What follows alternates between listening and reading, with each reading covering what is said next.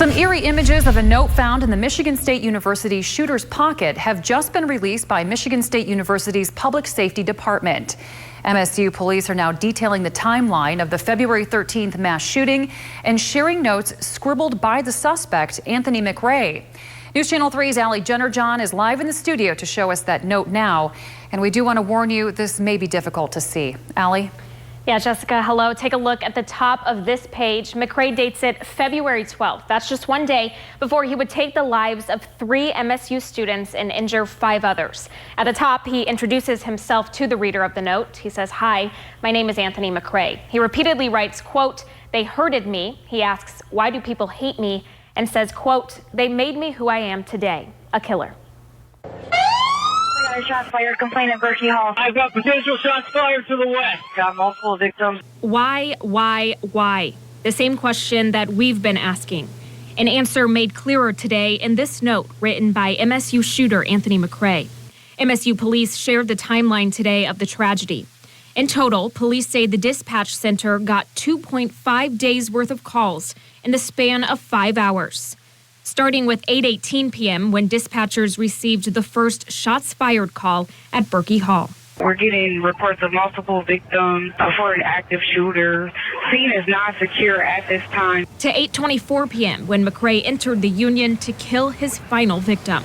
Additional units to the west into the Union building. Again, accused is going to be a black male, shorter, with a blue mask and a handgun. All the way to 11:49 p.m. when officers find McRae nearly 4 miles from campus.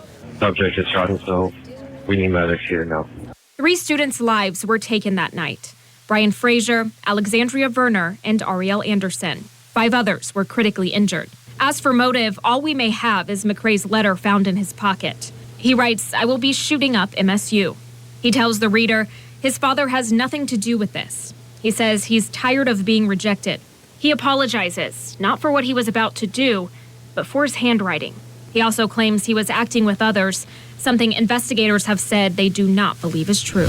And it's unclear if the shooter had even more plans for mayhem. Police revealing today they found 8 loaded magazine clips and 50 rounds of additional ammo in the shooter's backpack.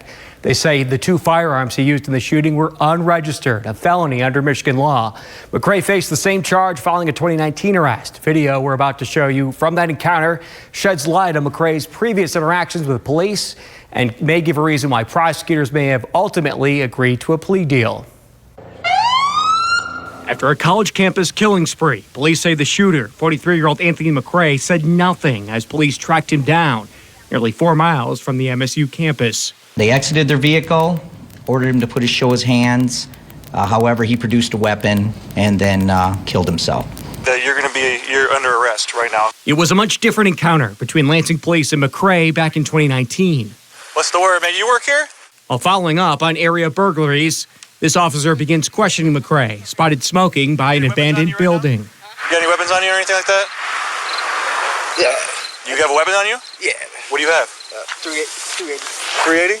McRae admits he was carrying a loaded .380 Ruger handgun, pictured here in a police storage locker. You know you don't got a permit for it? No, but I'm working on it. I was working on getting my Did you know that you needed a permit to carry that 380? Yeah, man, yeah, but it's late. I'm going to the store. McRae was charged with a felony concealed weapons charge. His attorney claimed officers had no cause to detain him, arguing the search was unconstitutional.